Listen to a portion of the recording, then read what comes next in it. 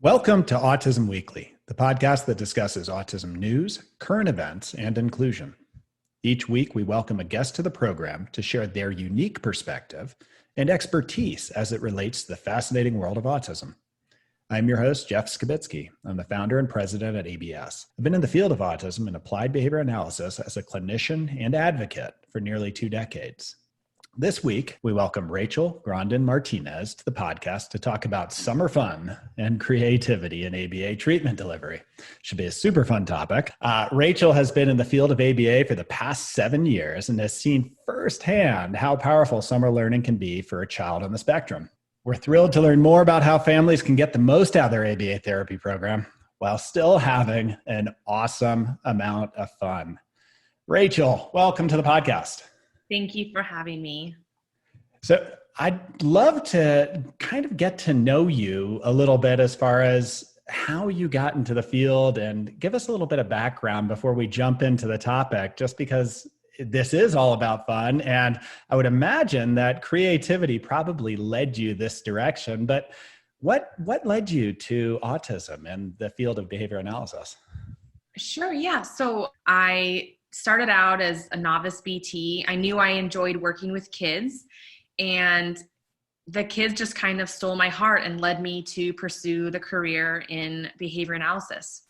Yeah, and I mean that behavior therapist or BT role, I think that it's it's demanding, but it's one that's so enriching because you get to see these kids in their element, just having so much fun and really learning and developing new skills and becoming more confident. So how do we do this with summer, and how do we take a less structured time and make it something that the child still has a ton of learning opportunities? That's a good question. I think most parents and even therapists, they're a little afraid of summer, right? We have all this unstructured time, and we once had all of this stability, and now it seems to be crumbling away, but that doesn't really have to be that way. I think summer definitely provides the opportunity for more learning opportunities in a naturalistic setting, more time if that's an option, if you can extend your session times, and you can take sessions outside. So we can go in the backyard and explore. We can have peers enjoy time with our clients, and we can engage in different opportunities that wouldn't really be available during maybe the school year or other times of the year. So, but you mentioned naturalistic learning, and applied behavior analysis started like most sciences. It started as research. It started as a lab science. So when people have that initial vision, it's drill, drill, drill. How can you get that same consistency, but doing it in such a fun way? What does that look like? Right. So I think the first thing you do is identify your goals. So if you want to work with a child on language development or socio-dramatic play or gross motor skills, you'll start there and then just bring in the fun. So I kind of live by the motto, if you're not having fun, your client's probably not having fun. So it's simple. If you have maybe a baking sheet and some kinetic sand and some toy animals or dinosaurs, and you can either inside or outside bring some twigs and maybe even leaves in, you've got this whole imagination magical kingdom you've created. And now your child can mand, and we can work on emotional reciprocity and the socio-dramatic play. We can talk to each other. Siblings can join in, parents can join in. So you can create this fantasy world in your backyard or kitchen or bedroom just by being a little creative. Does it become challenging when you have siblings or friends of the children that we're working with that have unstructured time while you're trying to create this new environment where you're really trying to do therapy but in a way where the child is feeling like it's all play, like it's engagement, like everything that they're doing is you entering their world, not them entering yours. Has it Right. become harder without that common structure of a school day? I think it is in the beginning. I found that to be most difficult, but I felt like if you just leaned into it, more opportunities arose. So ideally, we want eventually to fade ourselves out. And so the more opportunities we have for this natural interaction between siblings or peers, the more opportunities we have for growth. So if siblings are home, yes, it's a little bit more variable and you have less control, but you have the ability to engage with your client and incorporate strategies for coping in moments that may be difficult, or having them learn how to play appropriately and share, and all the things that we typically teach as adults, but now we have it in the moment with their siblings, which is just the best way to learn. Yeah, and I would just incorporating a peer or another model is that we all learn better from that social model that we relate to. So seeing another child engage, it's almost like, you normalize therapy by treating it as this is part of everybody's world. I remember times where we'd use swing sets and stuff like that to create new environments where you could use every component of that swing set in order to engage differently for different programs. Do you have examples of, how you've used outdoor space? Because that's a big component of summer, is kids want to be outside. Do you have examples of how you've used that to really push the boundary of, is this therapy or is this play going on?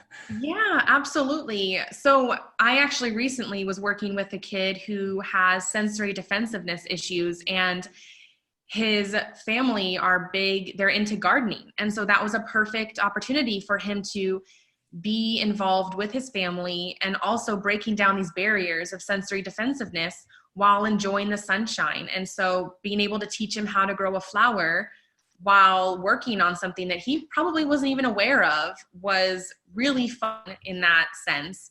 I also have kids who love water, but sometimes the pool or the beach is not always available.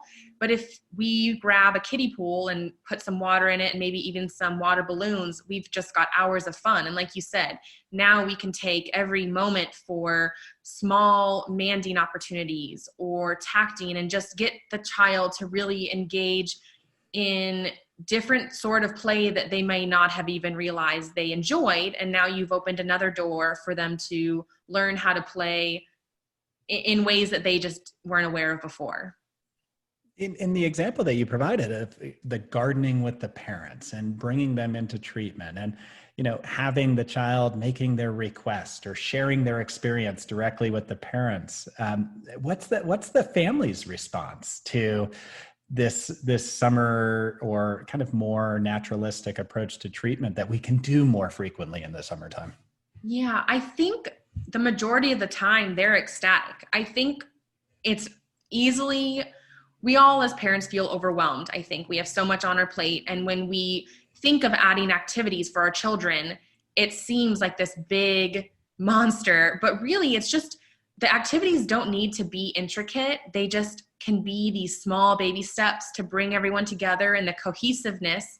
And I think families, when you show them, and like you mentioned with kids, but if we model for our parents and then our kids begin to interact positively with their siblings and their parents, it's just this really beautiful environment that comes together, and then parents can just take it from there. So if they learn that their child can engage and maybe play with them outside or garden with them, then they'll start to do that on their own, and it can just kind of open doors into other areas. I would definitely be more engaged if I'm in an environment that I can actually enjoy and have fun with my child during the treatment, and make it more of a more typical engagement that I might be able to have with my other kids, and having the structured support of staff there to be able to help do that. So as a behavior analyst, and how do you make sure that you have the right supports for the child to be able to engage in these outdoor activities, especially if they're with families or if you're doing a community outing? Like, how do you make sure that that's in place? That's a good question. I think, especially in the summer, if you can increase your hours, that is just an easy first step. And then if you can just plan ahead. So if you are going to do an outing, maybe make sure that the therapist is allowed in all areas. So we're typically getting more involved in day camps, and if you want to take maybe go to a museum or an outdoor park, and that way we can model for the parents how to best support their child. And it's sometimes easier when you see it first than when you just are telling a parent how to do something. And so I think that if you're able to be with them in the community and model for them and then get them to be involved and engaged, it breaks down the steps for them, and it makes it less aversive and kind of less scary in their mind or in their eyes. The way that you describe that, it puts it into context that our whole job as clinicians is to make all these skills useful for the child in the community, for the family in the community. And when you think about even some of the basic skills with ABA and autism, and communication being one, is sharing experience, to label things in the environment and tell people what's exciting to you and point out things. If I were to go to the park, how would that replicate? Say I'm doing a program at home where I'm wanting the child to be able to tell me the name of different things that they're seeing so they can start that shared experience. How do I take that same program and replicate it at a park environment?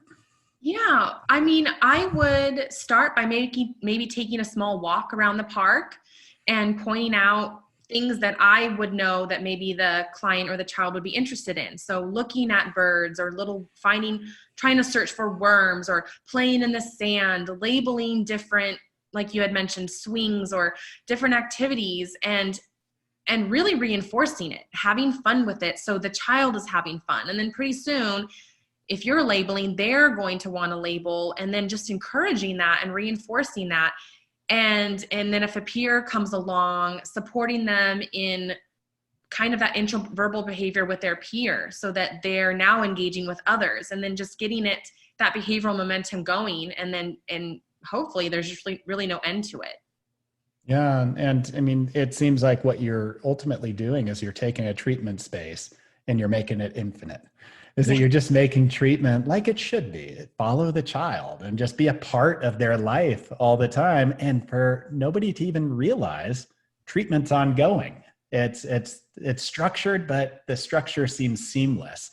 What happens to the families who don't have the flexibility to be able to be at home as much during the summer? Maybe these are families that have work that doesn't have the hours that allow for more engagement. Are there places, are there therapy centers, or how does that work?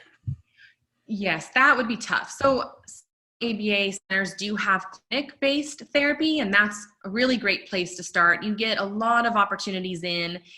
Also, we have inclusive summer day camps. So I would recommend looking at your local areas. I know Boys and Girls Club, YMCA, there are a few that they allow ABA in as well if you have the hours for that, but they also have different camps for children on the spectrum. So there's a lot around the community if you have the time to look, and like you said, have with parents working, limited opportunities at home.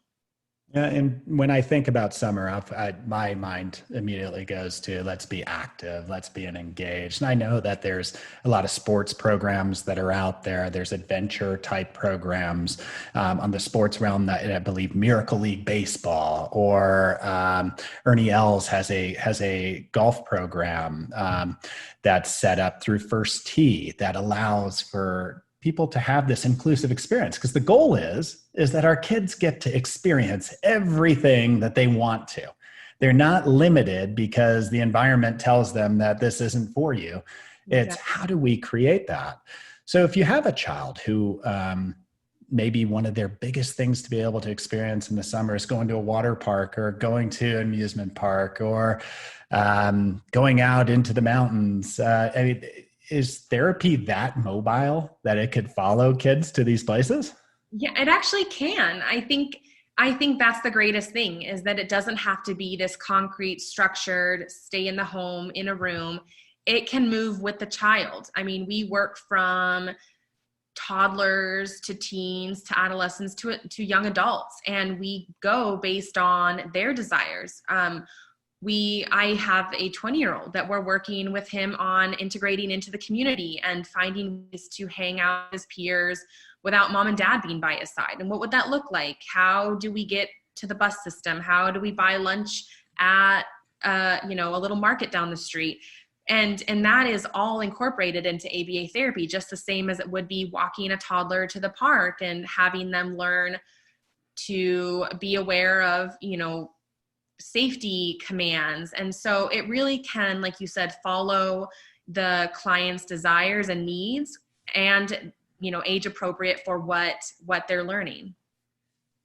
So when people are experiencing these really cool, fun, extracurricular activities, is this something where you're expecting that they're going to be able to take all the skills and just apply them, or is there extra support, or how do you communicate as a behavior analyst if you want to engage your child into the community and create that independence?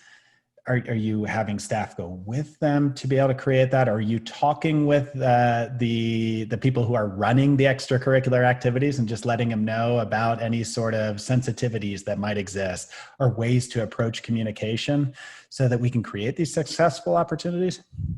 All of the above. I think it depends on the client, but yes, I mean, we would, if need be, send staff with the client, and they can be there in real time supporting.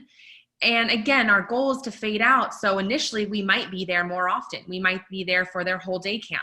We might be discussing different learning opportunities and, like you said, sensitivities with the directors of the day camps. And we might get all staff on board. If they're receptive to it, we can discuss different strategies that are successful for us, and so that maybe camp staff will use it. And then we might fade out to a half day. Sometimes it just will depend on what the child needs, but we can be in most environments, and it's really just open to what is best for the child. We would start top heavy and then fade out, and hopefully they'll generalize these skills and they'll be able to, like you had mentioned, include themselves in all aspects of the life that they want to live. And that would be the ideal situation. Yeah. And I was looking in your area just recently, and I mean, San Diego's got some surfing camps for kids and things like that. I would love to see all the kids that I get to work with, and my children and everybody being out there enjoying all these activities. And the fact that there's the possibility to integrate just by providing the right supports, that sounds unbelievable. It sounds like it's the right way to go, and that you're giving them so much opportunity.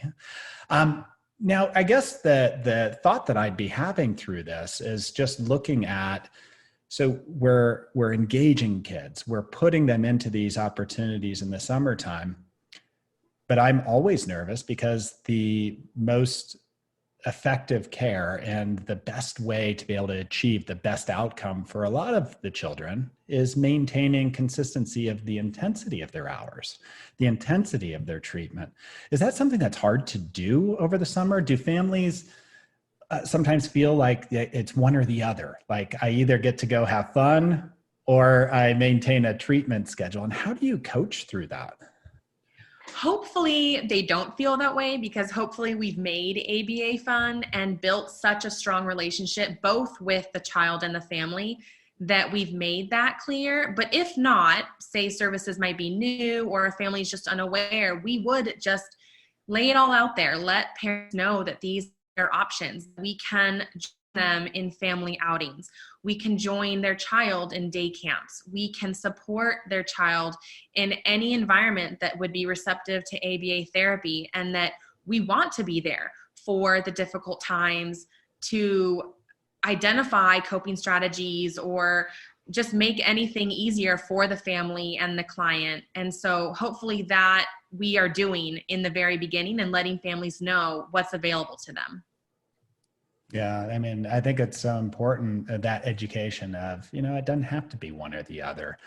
I'm gonna go backwards now and go back to what brought you to the field.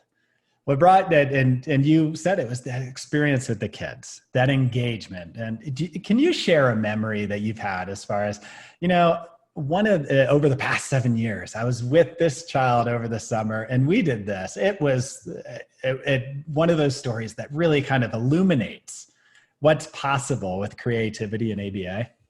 Absolutely. I had a client that he was limited vocally, and it was really difficult to find activities that were interesting to him for a long period of time. And so with that, summer was difficult.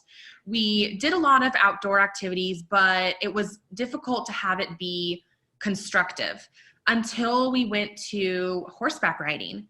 And it was just a complete 180. He was just so happy in that environment, and his body was calmer. We were able to actually get work done while he was riding a horse, which I never thought was possible. But his language development was improving, his receptive skills, and it was one of the best summers. Just out at this ranch while he was riding horses, and it was amazing watching the transformation. I bet you never thought that would be your work environment. I love it. I truly do love work every day. Yeah, I've been there and done that. I mean, not the horseback, but I mean, I think I spent a whole week almost in a pool the entire time because that's where the child wanted to spend their time. And that's where they were willing and able to learn. And it was like, Right. Let's do it. Why not? Let's make this work. And I think it's that creativity that gives the experience of, this is summer. This is the sunshine. I'm out here having fun, yet I can still maintain treatment so that I can become more independent and not rely on adult supports for long term. And I think it's so important. So I guess that to go full circle is that, I mean, as we're talking about getting kids in the community and giving a more naturalistic treatment environment and utilizing all the resources, what is it that inclusive summer fun means to you as a BCBA? It just basically means that our kids get to enjoy anything and everything that anybody else should enjoy. And so I feel like we often limit ourselves with just ideas alone and getting away from that. I mean, ways to kind of get around it is maybe always having a list or a prepared bag. So if you want to have an outing, getting ahead of the stressors and packing your noise canceling headphones or your sensory and fidget toys and having your emergency contacts and getting your support persons in order, whether that be ABA or otherwise. And so allowing our kids to learn trial and error. So there will be some days that we might wish we didn't try an activity, but I think that that's how we learn best. And I've failed several times, but I feel like the success stories are worth every failure. And so just allowing our kids to be out in the world as we would want anyone else to be, I think that would be the ideal situation. As a great approach to treatment, but also a great approach to life is that, if we don't allow ourselves to fail, we're never going to learn that next step. And I think that's one thing I've heard almost from every single guest is that we have to allow not just ourselves, but our kids to fail at times, is that we'll never know what they're capable of doing. We'll never know how they adjust to different environments if we don't explore it with them, to allow them the chance to be in it. And the way that you are going about your treatment over the summer, I would say that your kiddos are going to be at best prepared for being able to experience a lot of this. And they're lucky to be able to have somebody with that creativity to be able to design their program. So what words of encouragement do you have for families? Because summer is daunting. It means that my child is not going to school. I'm going to be at home all the time with them. And I think that right now in my house is trouble. But what words of encouragement do you have for families on, how to make that summer work? Right. I think two things. You're not alone, number one. We are always here to support you. And don't be afraid to try and try again. I often think of fun activities and try them out, and sometimes they just don't work. Or I think because I know a kiddo may like water, they're going to enjoy water balloons, and I fail, but you just have to get back up and know success is right around the corner. And with every failure, you learn something. And so for families, taking it one step at a time. Every activity does not need to be complex.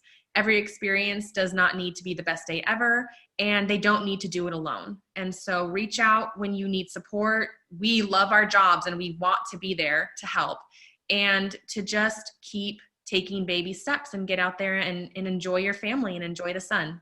Rachel, I appreciate you sharing all your insight and stories, and I hope that you have the chance to sit down with other professionals in the field and sit down and almost have that coffee chat just to share some of these things, because it really is these creative, fun experiences in the field that drive us. We're in a passion-driven field, and it's having these really unique, cool experiences and sharing them with others that gives that motivation to continue to really push ourselves and be more creative in the future. So I appreciate you doing this and taking your time to share with us today. And we hope to have you back again sometime soon. Oh, thank you so much. It was a pleasure. Thank you for listening to Autism Weekly. We hope you tune back in next week to learn more about autism in the real world. Autism Weekly is now found on all the major listening apps, including Apple Podcasts, Google Podcasts, Stitcher, Spotify, Amazon Music, and more. Subscribe to be notified when we post a new podcast. Autism Weekly is produced by ABS Kids. ABS Kids is proud to provide diagnostic assessments and ABA therapy to children with developmental delays like autism spectrum disorder. You can learn more about ABS Kids and the Autism Weekly podcast by visiting abskids.com. Thanks for tuning in. See you again next week.